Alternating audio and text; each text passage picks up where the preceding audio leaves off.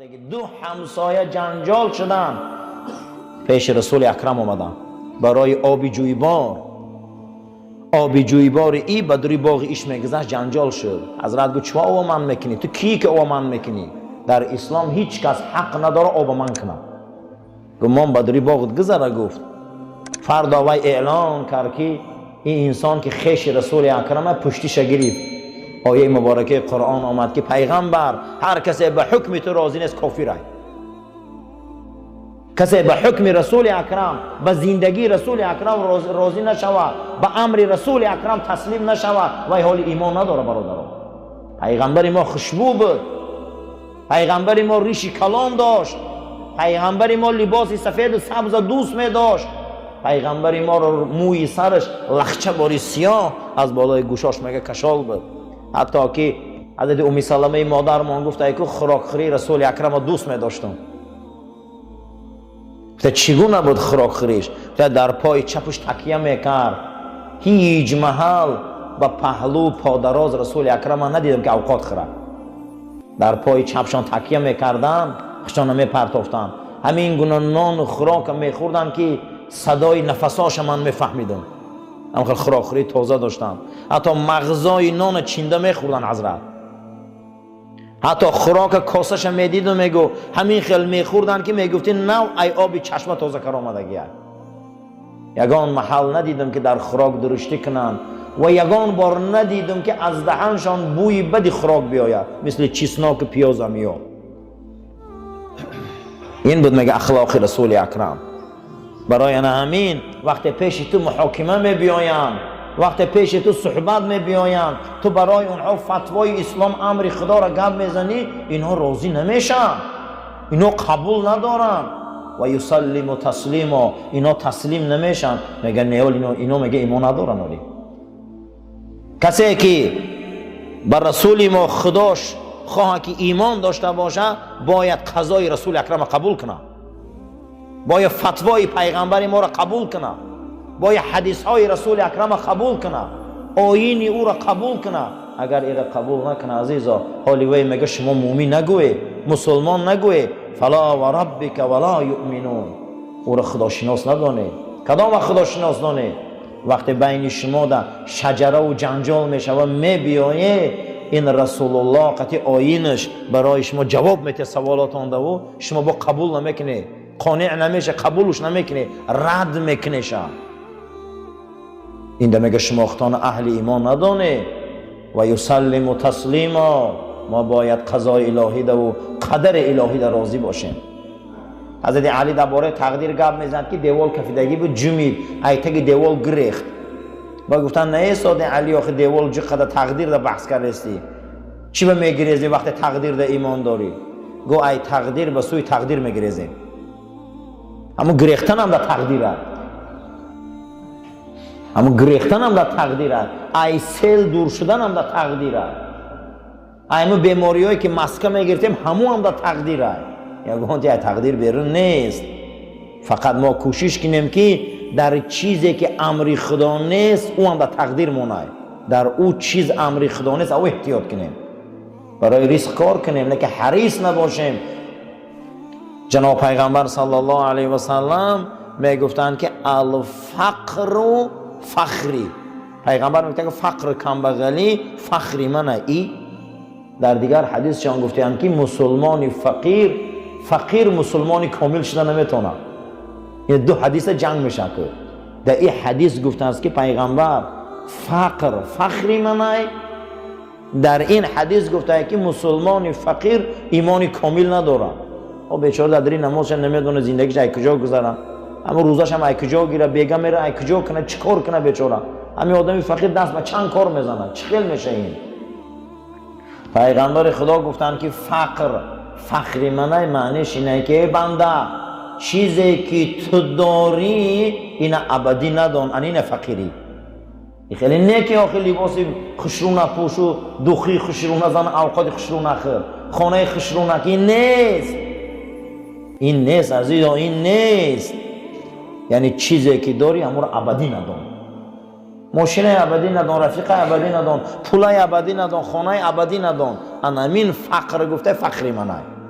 او فقره که آدمو باور کنه برادرو، آدمو پوچن برای پگشون تکیهگاه ندارن، یک پوچی، یک کارای بمعنی، یک دنیا بیزاری، یک پوستین کهنگی، یک لباس بویناک. این کفره، این کفره. در بوی دوخی رسول الله مردم مست میشه،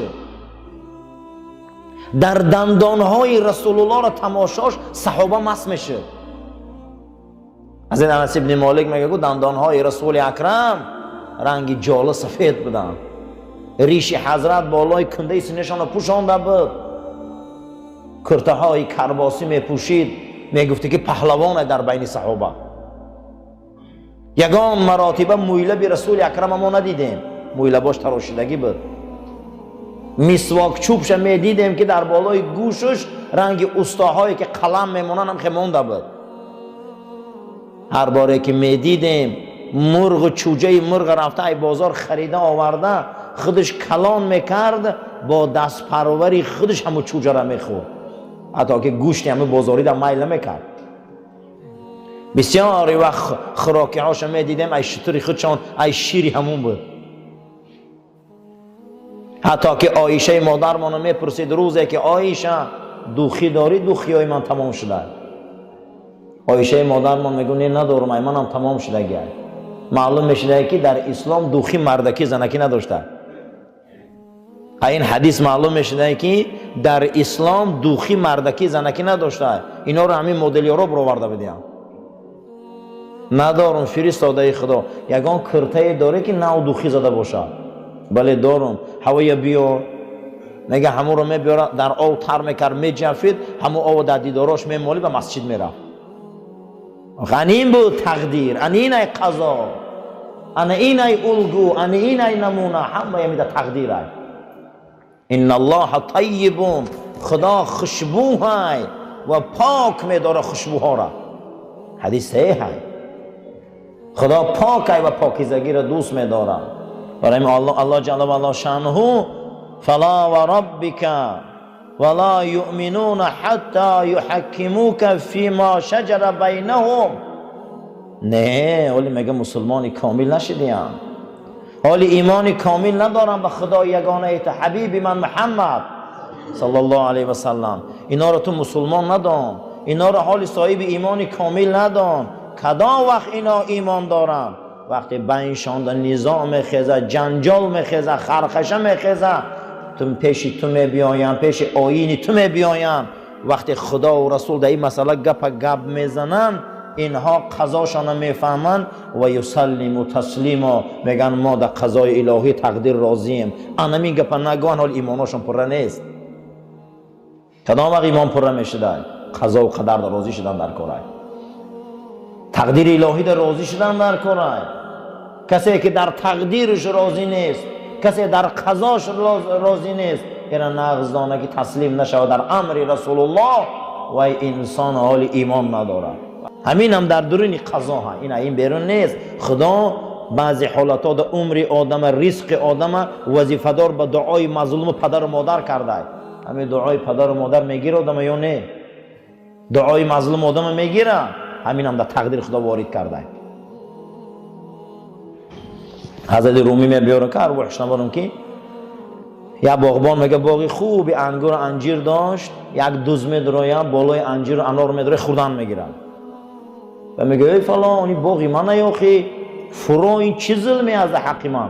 خانه سوخته با ملورنگ بوده ایده و میگه این باغ خدا، این میوه خدا، این زمین خدا، با چه خیلی تو صاحب در عقیده ایجا 30 ساله محنتی باید در زمین زده. میگه همش ای خدا. من اینم باغبانی دانا بودم، میگه میبرم انجیر میکشم میفراره و دست و پا رو میده کردم میبندم و میره یک گارانه خوب میگیرم میبیا میگه ای خیمچک خدا، این بنده خدا، که مور دانک میزنه با بنده خدا. برای همین برادر همه قضا در روزی شدن در کاره. بعضی آدما رو میزنن همون در تقدیر شد. اومده دزدیده نیمی مولا برده و میلیسه قبه با سری وید مولا وید با شکرچوی تو مور دانک زدن در کاره بود هم تقدیر شد. بعضی آدمو را بو اگر یک کف مال نکنی مردنک نزنی کن نمیشه آخی ویم دمو قضا شد. خدا کوهی تو را برداشت بالا یهودیات آورد گو اگر موسی در ایمان نمیبره بالا تو چپا میکنم. و بعضی زنک و بعضی گودک باید مردنک نزنی نماز نمیخوان آخی باید همه خیمچک شب نکنی با همون نمیخونه نماز با همه ها رو خسته باید نه ترسانی نمیخونه. همینه برادرای عزیز. اگر ما یگان مسیحی در کار نداریم ما یگان یهودی در کار نداریم وقتی میگه اشهد ان لا اله الا الله و ان محمد رسول الله و کارش میگیری و چی میگی که کلمه را میگی آخی اگر همون روی به دیگر آیین ما کار نداریم مودا وقتی این گپ میگه اکنون بیا تسلیم شویم امر رسول اکرم دا بیا قضا و قدر دا تسلیم شویم. برای همین برادر کسی را بای میبینه کسی را کمبغل میبینه کسی را با توفیق میبینه کسی را به توفیق میبینه کسی را فرزنددار میبینه کسی را به فرزند میبینه اول باید با تقدیر ایمان بیاریم که تقدیرش بوده لیکن دوم فرمان رسول اکرم تسلیم شویم که پیامبر چی گفته انمی ای برادرها قضا و قدر انا همین شریعت داری انا همین آیین اسلام انا همین اخلاق مسلمان. خشا به حال انسانی که پیش از آمدن گورش آباد کنه. خشا به حال انسانی گفتم تو با خشا به حال انسانی که پیش از قبر در آمدن قبرش امارت کنه. خشا به حالش. من همینجا در شیشتن صحبت ها ما همش برای همینه که ما فردا یک جا را آباد کرده رویم. یک روز میرسه که فردا چوپی که اجل در رسدد همه مانده دنیا مهلت های همه چیش یک وقت معین قطعی های ساعتش میبیا به حکم ضرورت زبان در کشی آن روز با دیگه من حبستگی هم زبان محکم های دیگه نه اخلاق گرفته میتونیم و نه تربیت گرفته میتونیم و نه اخلاق داده میتونیم و نه تربیت داده میتونیم. برای همین امروز در درس اخلاقیات من هر نماز جمعه هست تربیت از دیدگاه اسلام امروز یکی از بهترین اخلاق تسلیم شدن به قضا و قدر بده. ما مسلمانیم و الحمدلله هر کسی که به قضا و قدر ایمان نداره وای مسلمان نیست. هر یک مسلمان باید ایمان داشته باشه که قضا چیه قدر چیه. قضا اصلا برادرها به معنای چی را میگن؟ به معنای پر شدن. همین وقتی که لیمچه پر میشوه وقتی لیمچه پر میشوه از گندم او را میگن قضا. وقتی مخچه را میگیری در دهن لیمچه میندازی ای پایانی او کنه میبندی و سخت میکنی نامی همون مخچه و بنده میگن قدر. خوش فهمیدی آخی زندگی ما بر وقت لیمچه شده که زیق نشوید. کسی خرسان میشه کسی زیق میشه کسی پول میوه کسی گدا میشه کسی پشپا میخوره کسی به ایمان میمره کسی به ایمان میمره. چیزی که در زندگی از درو لیمچه ده هسته و بر وقت دهنش بستگی هم ما باید زیق نشویم آخی. یک انسان 24 ساعت و 12 ماه کار میکنه یکیش دو نمیشه. خدا چی کار کنه؟ از روی حکمت میکنه. بیچاره یک انسان 10 سال دعا میکنه یکانش تغییر نمیشه. حضرت موسی خطی آدم میگه در عالم روح در زمان کلیمیش زنده بودنش بحث کردن گفتن انت آدم تو پدری ما آدمی؟ گفت بله. گفت تو سبب شدی ما جنت برآمدیم. تو اگر همون درخت چقه نمیشتی ما در عذاب نبودیم. حضرت موسی میگه حضرت آدم پدر مونده پدرش پدر شونده بسیار بلند روی کردن. موسی بسیار سرجهل بود. حضرت موسی قهرناکترین پیغمبر بود. اما قهر قطعی همون جوان قبطی را یک مشت زد که مرد. همون جوان مصری را یک مشت زد مرد. موسی بسیار قهرش بلند بود تیز بود. از بعضی علما رو بینید تیزن. حضرت موسی هم خیلی پیغمبر بود. همون جوان قبطی را بسیار حد گذرون که یک مشت زد جانش برآمد. همون جانش برآمدن در روز قیامت نزد خدا در شفاعت کردن نمیتونست که ما یک خطا کردم. و این نباشه از روی جان میام همین خیلی همین کار کرد خودم یا آدم شوخی هم خیلی میکنه یا از روی چیز مقصدش این نیست، قصدی وای کشتن نیست. روز قیامت میگفته پروردگار من شفاعت کردن نمیتونم مخی، من یک کاری خطا دارم همون جوانی قبطی را یه مش زدم مرد. انمی کاری کردگیش شفاعت کردن نمیتونستن، اما رسول الله می کار کردگی نیستن. پیامبر ما عمرشان بسیار حلیم بودن، مهربان بودن، برای خداوند تاج شفاعت داد چونم. اگر که ادبگاه محبت ناز و شوخی برنامه آره درگاه خدا شوخی نداره. بزرگا رو بینه چه احتیاط میکنن. حضرت آدم ده میگه بلندروی کرد، حضرت آدم میگه سکوت کردن، بعد از او سرشان برداشتن گفتن انت موسی، تو موسایی، تو همون نازنین خدایی که به جبرائیل گپ میزنی. بسیار وصف تا فهمیدیم خدا ده تو الواح داد، تورات دادن. بله و در تورات چی خواندی نسبتی آدم علیه السلام؟ گفت 40 سال پیش از آفریدن آدم من در تورات خواندم که ولی آدم در زمین وجود نداشته. خدا مخلوقی را خلق میکنه با نام آدم، او را جنت میدراره، آدم از او درخت میخوره به اختیار خودش. آدمی که خدا او را نزدیکترین مخلوقش خلق کرده، او دا عاشق محبوبه، آدم پروردگارش نافرمانی میکنه. من خواندم گفت بنابر سبب اختیار خودش ای جنت میبراید. این در مقدرات آدم بوده همی چی که خودش اختیار میکنه، همش ای تقدیرش بوده. گوه ای چی بوده؟ گوه ای تقدیر. گوه شما را سرزنش میکنی آخرت تقدیری منده بوده همی چیز. میگه در همین حالتی که تقدیر ده که گفت موسی پایان آمد، آدم موسی ده میگه بلند دلیل آورد. یکی از اخلاقهای مسلمان امروز قضا و قدر ده ایمان آوردن است. حضرت امام ابو حنیفه گفته است که هر کس که قضا و قدر ده ایمان بیاره او انسان از جقیش قلب، از دودیلگی و شکاکی و بی‌معنی خلاص میخوره. خیر بچه‌ت میموره، زنت میموره، فقیر میشی، قشاق میشی، بانکرات میشی. حتی حضرت عمر رضی الله تعالی عنه گفته بود است که خداوند تقدیر خلایق نویساند 50,000 سال پیش از آفریدن زمین و آسمان. چند سال پیش نوشته بوده؟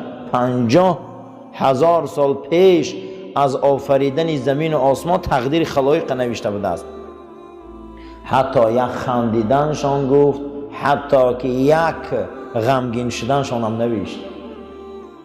ما باید مسلمانو تسلیم شویم آخی.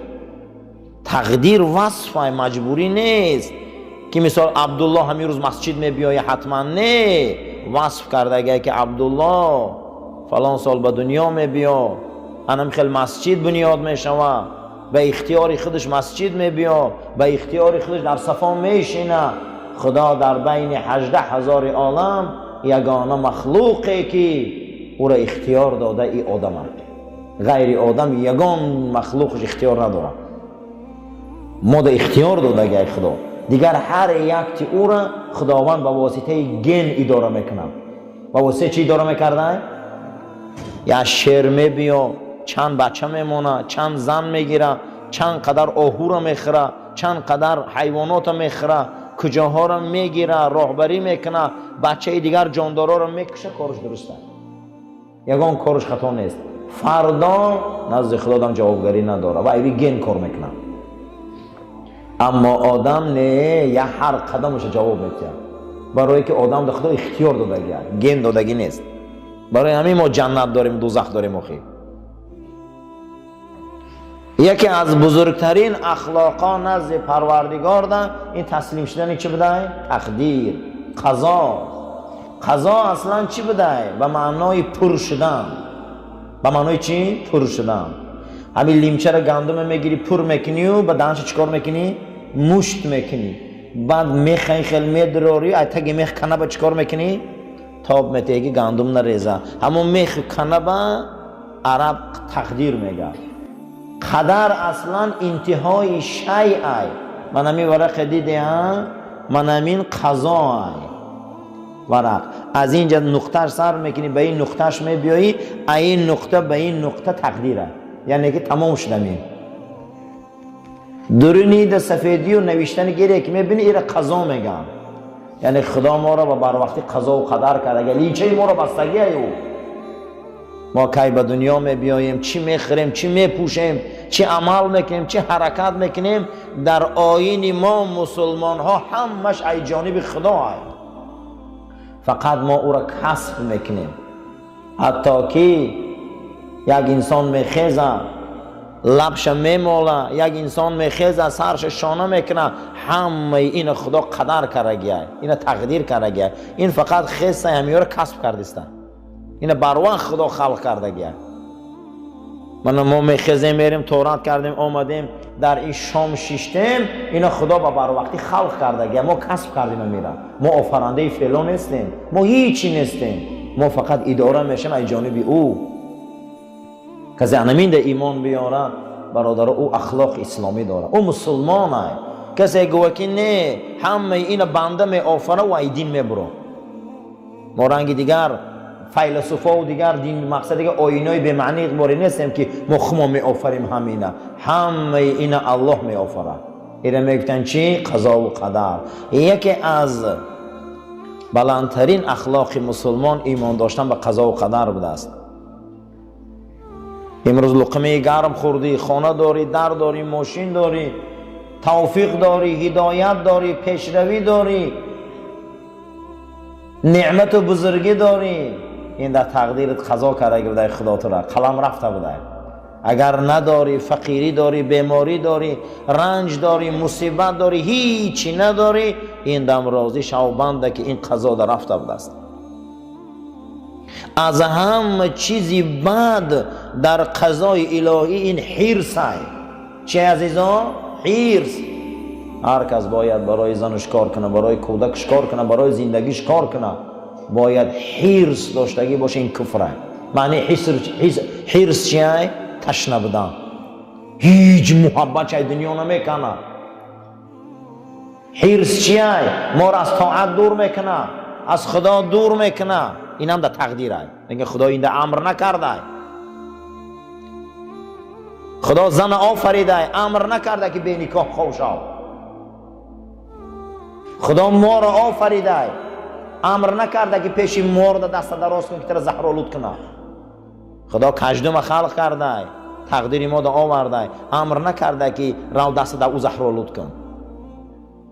خدا بسیاری چیزا را آفریده، نه که امری او را منع کرده. برای همین همه این در تقدیر ما هست. روزای جمعه ما درسای اخلاق و تربیت داریم. هر مسلمانی که تربیت نداره ایمانی او ضعیفه. هر مسلمانی که تربیت نداره نماز او ثواب نداره. هر مسلمانی که تربیت نداره روزه او ثواب نداره. روز قیامت نماز هم وزن میکنن، تربیت هم وزن میکنن. روز قیامت روزه رو وزن میکنن، اخلاق و تربیت هم وزن میکنن. پیغمبر صلی الله علیه و سلم در حدیث صحیح فرمودند که یگان چیز وزن‌تر روز قیامت از تربیت و اخلاق ندیدم وزنش وزن.